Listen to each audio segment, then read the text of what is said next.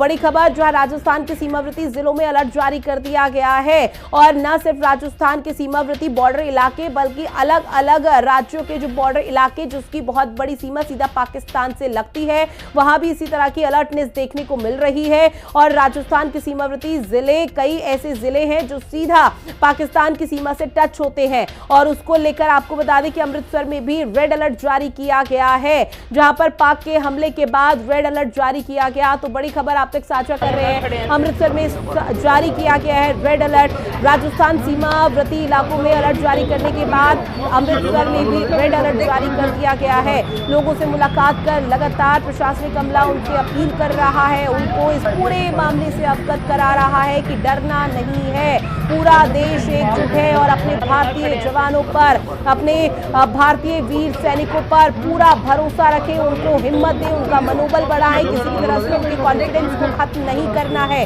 और ऐसे में भारतीय जवान अगर हम उन पर भरोसा कर रहे हैं तो वो जरूर और जरूर कामयाब होंगे, बस इसी उम्मीद के साथ। जहां पाकिस्तान में सभी उड़ानें फिलहाल बंद कर दी गई। बड़ी खबर आपकी टीवी स्क्रीन पर, पाकिस्तान के 4 एयरबेस आपको बता दें कि फिलहाल जो स्थिति है वो देखने को मिल रही है, जहां 4 एयरबेस को भारत ने ध्वस्त कर दिया, जिसकी वजह से पाकिस्तान में सभी उड़ानें बंद कर दी गई हैं। जहां पाकिस्तान के 4 एयरबेस को भारत ने नष्ट कर दिया है और पाकिस्तान एक बार फिर से डर के साए में, लेकिन उसके बावजूद भी इतना नुकसान पाकिस्तान का हो गया पर मचाल कि पाकिस्तान अपनी हरकतों से बाज आ सके। जहां पाकिस्तान की 4 एयरबेस को भारत ने ध्वस्त कर दिया है, ऐसे में पाकिस्तान में सभी उड़ानें फिलहाल बंद कर दी गई। वहां के लोगों को एक जगह से दूसरी जगह अगर जाना था तो उन्हें परेशानी हो रही है, वो सोशल मीडिया के माध्यम से लगातार इस बात की जानकारी दे रहे हैं। हालांकि कुछ लोग ये भी कह रहे हैं कि हालात सामान्य है, लेकिन नहीं, अभी हालात और बिगड़ने वाले हैं। पाकिस्तान की भारत को एक बार फिर से गीदड़ भभकी दी गई है,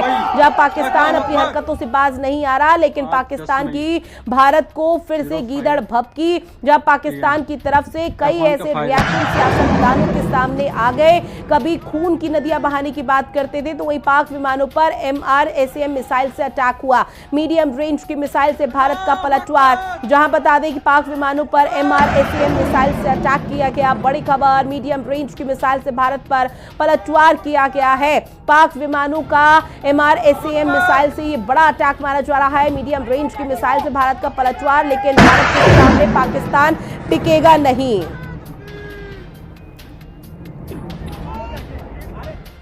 अब बात करेंगे जम्मू कश्मीर से मिल रही बड़ी खबर की, जो बगलेहाट डैम के कई गेट खोल दिए गए हैं। चिनाब नदी पर बने बगलेहाट डैम के गेट खोल दिए गए हैं। बड़ी खबर आप तक साझा कर रहे हैं जम्मू कश्मीर से, जहां आपको बता दें कि बगलेहाट डैम के गेट खोल दिए गए। चिनाब नदी पर बने बगलेहाट डैम के गेट खोल दिए गए। हालांकि इसके गेट कल भी खोले गए थे, लेकिन आपको बता दें कि पाकिस्तान से वो तस्वीरें सामने आई थी जहां पर पहले से ही माना जा रहा था कि जब डैम के गेट खोल दिए जाएंगे तो पाकिस्तान के कई इलाके जो पूरी तरह से पानी के प्रेशर, उसके अभाव में बाढ़ जैसे जो स्थिति है पाकिस्तान में देखने को मिल पाएगी। और वो तस्वीरें सामने आई भी, जहां पर चिनाब नदी पर बने बगलेहाट डैम के गेट खोल दिए गए थे। कल 4 से 5 गेट खोले गए, आज माना जा रहा है कि सभी गेटों को खोल दिया गया। जिसके बाद पाकिस्तान के कुछ ऐसे इलाके हैं जहां पर डूब वाले क्षेत्रों की स्थिति देखने को मिल रही है, यानी कि वो पूरी तरह से पानी का जो फ्लो था वो बहुत तेजी के साथ आया और कई घरों को, कई गांव को नुकसान यहां पर पहुंचा है। लेकिन उसके बावजूद भी अब यहाँ पर जो एयर स्ट्राइक की कोशिश भारत की तरफ से थी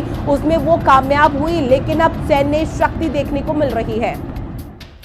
भारतीय वायुसेना ने पाक एयरबेस को उड़ा दिया। बड़ी खबर, भारत ने पाकिस्तान के 5 एयरबेस तबाह कर दिए हैं। रावलपिंडी और मुरीद चकबाल एयरबेस ध्वस्त कर दिया गया है। बड़ी खबर, जहां आपको बता दें पाकिस्तान को फंड देने पर सवाल उठाए गए। तनाव के बीच फंड क्यों जारी किया गया, ये सवाल अब उठाया जा रहा है। सीएम उमर अब्दुल्ला ने IMF पर सवाल उठाए हैं, क्योंकि पाकिस्तान की सरकार की तरफ से, शहबाज सरकार की तरफ से कल ही एक ट्वीट किया गया था और IMF से कटोरा लेकर भीख मांगी गई थी कि भाई हमें पैसे दे दो, क्योंकि जो युद्ध हो रहा है भारत पाकिस्तान के बीच, उसकी वजह से हमारे कई हथियार पूरी तरह से खत्म हो चुके हैं, हमारे पास संसाधन नहीं बचे हैं, हमारे पास हथियार नहीं है, हमें हथियार खरीदने हैं और यहां पर उसके लिए पैसे चाहिए। और उसी को लेकर जब IMF से पैसे मांगे तो अब उसी फंड पर सवाल उठाए जा रहे हैं।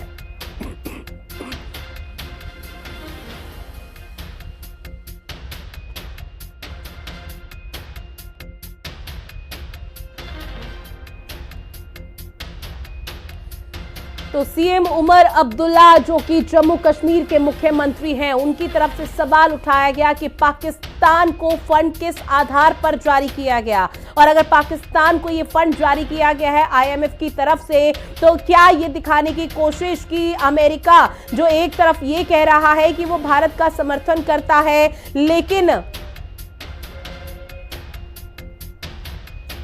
वो पाकिस्तान को इस तरह से सपोर्ट कर रहा है। हमारे साथ रिटायर्ड कर्नल सिद्धांत सिंह जी हमारे साथ जुड़ चुके हैं। सर, बहुत स्वागत करती हूँ हिंदी खबर में आपका। और पहला रिएक्शन मैं इसी पे लूंगी, कल से जो तस्वीरें सामने आ रही है उसको आप कैसे देख रहे हैं? आपका अनुभव क्या कह रहा है कि पाकिस्तान तो अपनी हरकतों से बाज नहीं आएगा, लेकिन एक भारत एक ऐसा बड़ा प्रहार करेगा कि पाकिस्तान खत्म? देखिए, ऐसा है, मैं ये बताना चाहता हूं कि पाकिस्तान की जनता को ये नहीं भूलना चाहिए कि इस तरह की हरकतों से किस प्रकार यूक्रेन का विनाश हुआ है और किस प्रकार गाजा का विनाश हुआ है। बिल्कुल, पूरी गाजा पट्टी को एक प्लेन जमीन में कन्वर्ट कर दिया गया है। वहां पर जो रिहायशी इलाके थे, जो वहां पर आर्थिक संसाधन थे, सब नष्ट हो गए हैं। यही स्थिति पाकिस्तान की होगी जो हरकतें पाकिस्तान की सेना कर रही है, जो पिछले 3-4 दिन से लगातार ड्रोन्स और रॉकेट फायर कर रही है। इनके जवाब में यदि, क्योंकि भारत शक्तिशाली देश है, यदि भारत ने उचित जवाब दे दिया पाकिस्तान को तो उसकी हालत बुरी होगी। जिस प्रकार वहां का टोटल संसाधन समाप्त हो जाएंगे, वहां का रिहायशी क्षेत्र समाप्त हो जाएंगे और वहां की जनता पलायन के लिए मजबूर हो जाएगी, जिस तरह की यूक्रेन की जनता ने वहां से पलायन करके पड़ोसी देशों में शरण ली है।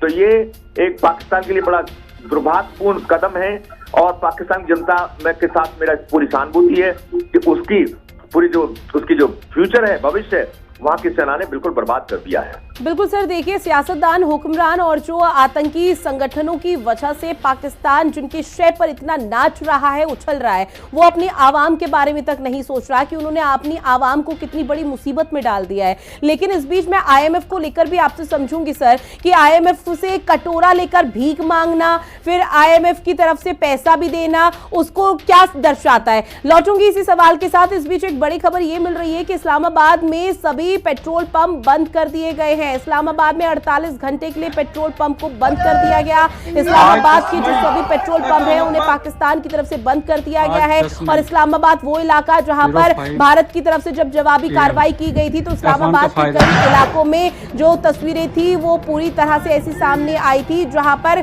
खराब हो चुकी है।